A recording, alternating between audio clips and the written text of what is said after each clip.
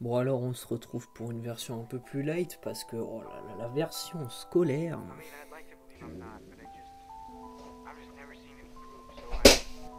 Ensuite, Les Misérables en 1862. Je dis n'importe quoi, je dis n'importe quoi, je dis n'importe quoi. Dans la musique. Oh, je vais péter un câble.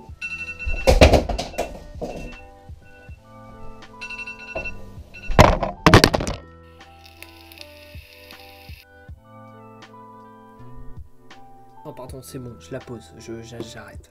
Fallait que je le fasse parce que là, ça m'a saoulé. Oh non, je me sens beaucoup mieux comme ça avec ma bougie pas allumée là, mais qu'est-ce que c'est que ce décor? Allez, ça dégage.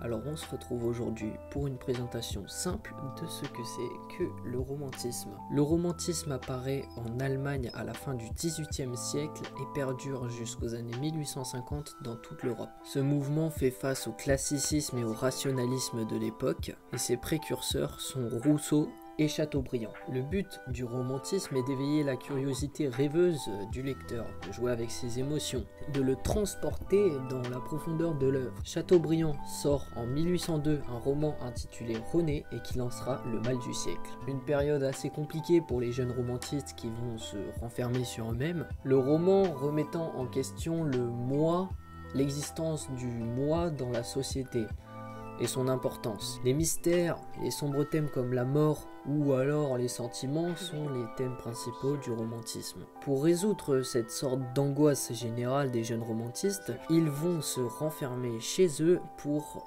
soit peindre, écrire ou en tout cas développer leur expression artistique. Pour le côté littéraire du romantisme, nous allons évidemment parler de Victor Hugo, le chef du romantisme français. Alors Victor Hugo, est-ce que j'ai vraiment besoin de le présenter?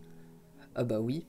Né le 26 février 1802 et mort le 22 mai 1885, Victor Hugo se prétend lui-même être le chef du romantisme français. Je vous jure, il le disait lui-même. Le mec a un melon. Ses deux plus gros succès sont donc Notre-Dame de Paris, écrit en 1831, et Les Misérables, écrit en 1862 et qui représente bien l'idéologie et la philosophie dont fait preuve le romantisme en général.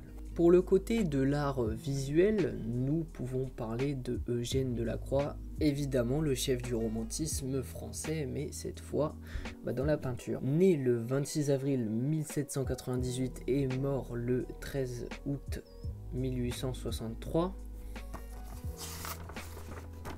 ah c'est ça ouais. Les années romantiques de ce peintre vont être de 1825 à 1831. Il a notamment peint La nature morte au homard en 1826, un de ses plus grands chefs-d'œuvre, ou alors il a aussi peint La Grèce sur les ruines de Missolonghi la même année. Eugène Delacroix entretenait de très bonnes relations avec Victor Hugo, mais comme pour Booba et Caris, va y avoir un clash de deux personnalités publiques. Eugène Delacroix trouve que Victor Hugo, qui se prétend lui-même être chef du romantisme français dans la littérature, que Victor Hugo ne prend pas assez son rôle de romantiste au sérieux. J'imagine que dans la cour de récréation, il y avait deux camps, tu vois. Toi, t'es plus Victor Hugo, toi, t'es plus Eugène Delacroix. Ah ouais, d'accord, je vois le type, désolé. Pour le côté musical, on va parler de mon musicien préféré, Antonin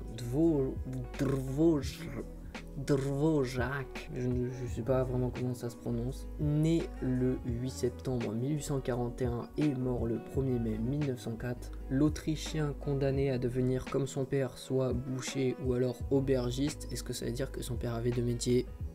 Antonin deviendra l'un des piliers du romantisme de par sa musique. À sa mort, il compte plus de 200 œuvres, notamment humoresques, écrites pour piano en 1884.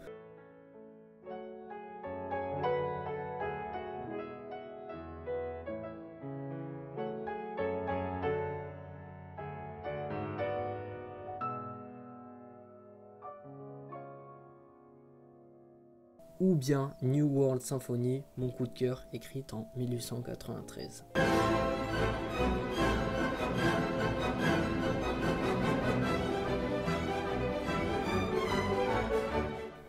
C'est la fin de cette présentation. Merci à tous de m'avoir écouté.